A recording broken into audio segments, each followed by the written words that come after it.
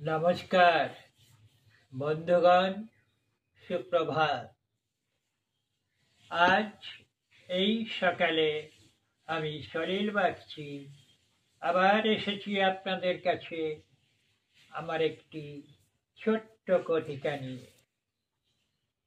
কথিকাটি আর কিছুই নয়, কেঁচো। এবার আমার সেই কথিকাটি আপনাদের শোনাচ্ছি। সৃষ্টিকর্তার কি অদ্ভুত সৃষ্টি, জীব বৈচিত্র্যময় প্রকৃতির জীবে। সেই রকমই একটি প্রাণীর কথা এখন আমি আপনাদের পাঠ করে শোনাচ্ছি।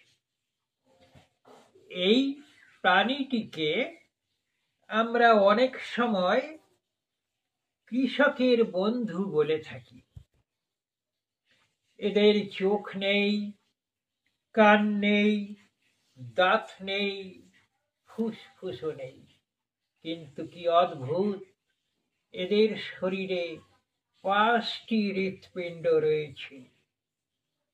একটি প্রাণীর শরীরে 5টি হৃৎপিণ্ড রয়েছে।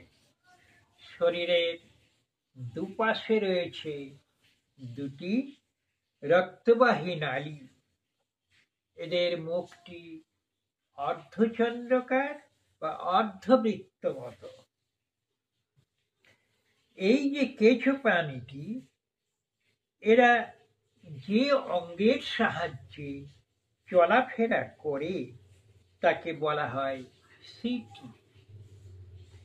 এরা অমেরুদণ্ডী প্রাণী।